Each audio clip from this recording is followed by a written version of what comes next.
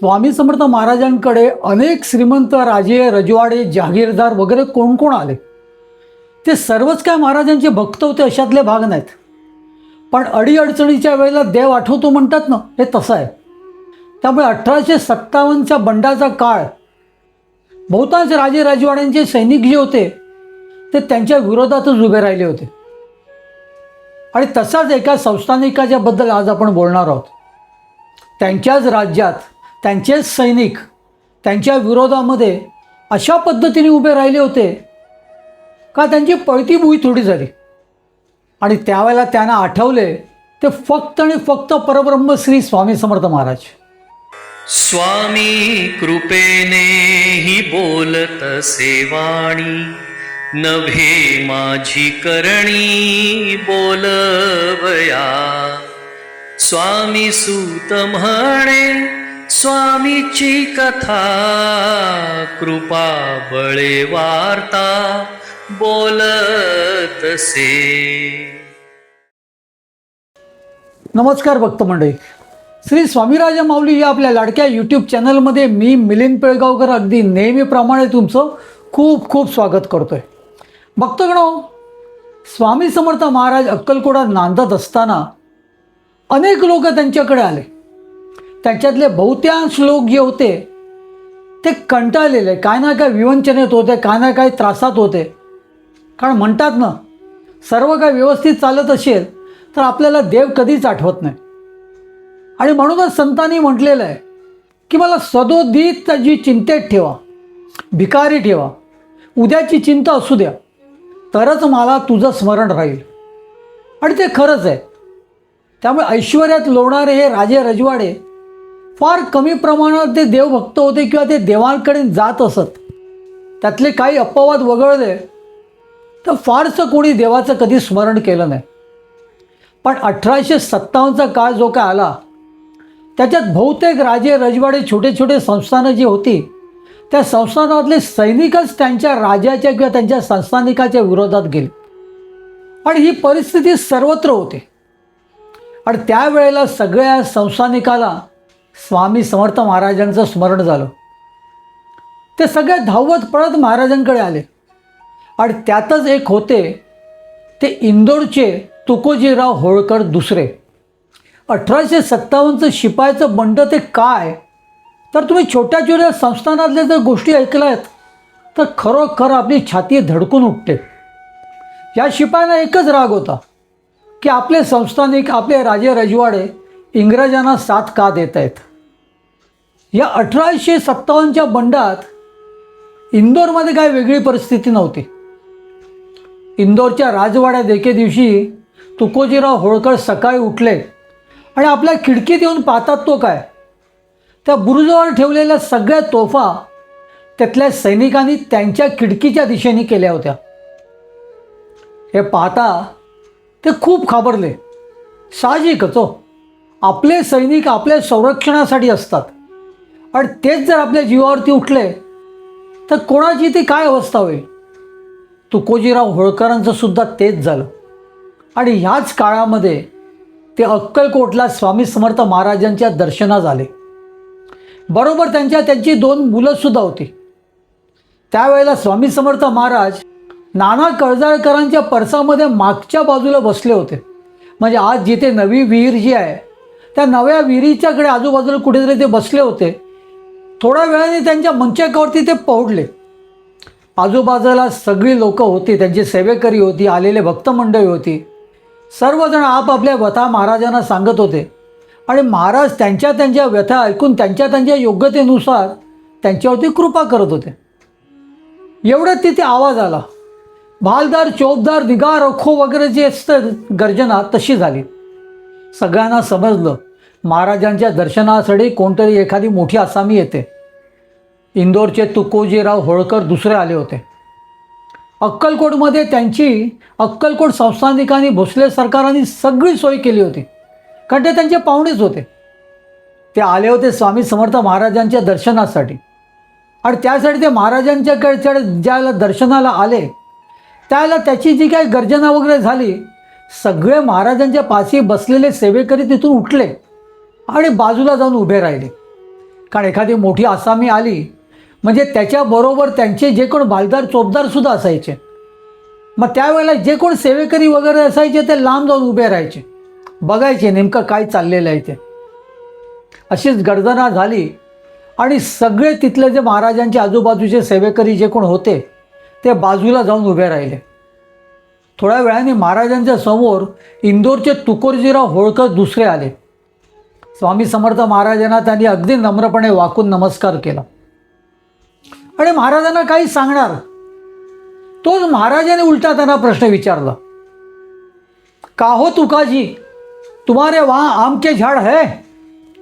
महाराजांचा हा प्रश्न कधी नाही कोणाला नाही तो तुकोजीरावांना मात्र कळला.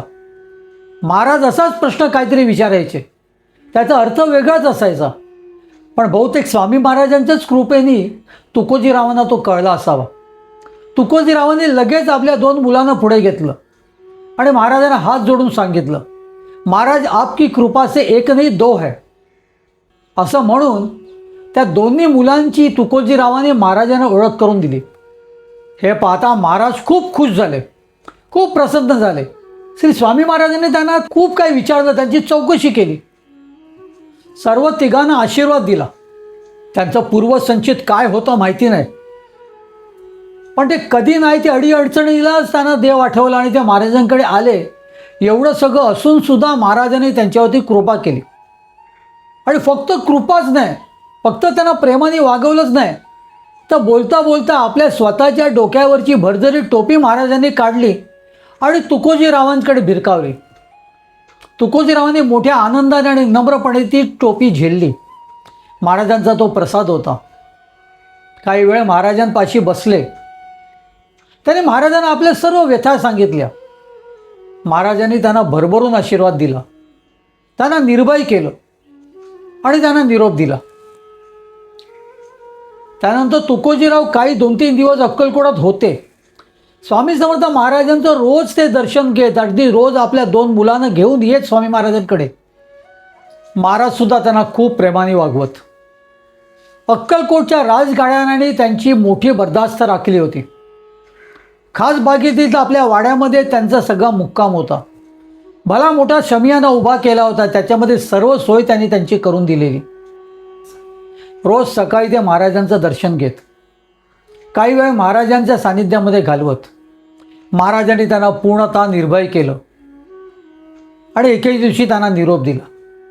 निरोप देतेवेळी महाराज त्यांना एक गोष्ट मात्र म्हणाले, अरे साठाण्याला त्या देव मामलेदारांकडे जा बरं. भक्तगणो, हे तुकोजीराव होळकर देव मामलेदारांकडे गेल्यावर काय नेमकं झालं ते आता लवकरच आपण देव मामलेदारांवरती सुद्धा आपण एक एपिसोड करणार आहोत, तेव्हा मी तुम्हाला सगळं सांगतो. पण थोडक्यात काय तर तुकोजीरावांना स्वामी महाराजांनी निर्भय केलं, त्यांच्यावरती वरदस्त ठेवला, त्यांना काळजीमुक्त केलं आणि निरोप देऊन त्यांना पुन्हा त्यांच्या संस्थानामध्ये इंदोरला पाठवलं. भक्तगणो, असे अनेक राजे रजवाडे स्वामी महाराजांकडे आले. त्या सर्वांना महाराजांनी योग्य ते मार्गदर्शन केलं, त्यांच्या योग्यतेनुसार त्यांना आशीर्वाद दिले. असेच आपण वेगवेगळ्या राजे रजवाडे महाराजांकडे आले तेव्हा त्यांचं काय झालं नेमकं ह्याचा वृत्तांत आता आपण ह्याच्या पुढे घेऊन येणार आहोत. तोवर भक्तगण आपण श्री स्वामी समर्थ महाराजांना स्मरण करूया. श्री स्वामी कृपांकित तुकोजीराव होळकर दुसरे यांना सुद्धा आपण स्मरण करू, यांचं सुद्धा स्मरण करूया आणि म्हणूया श्री स्वामी समर्थ, श्री स्वामी समर्थ, श्री स्वामी समर्थ.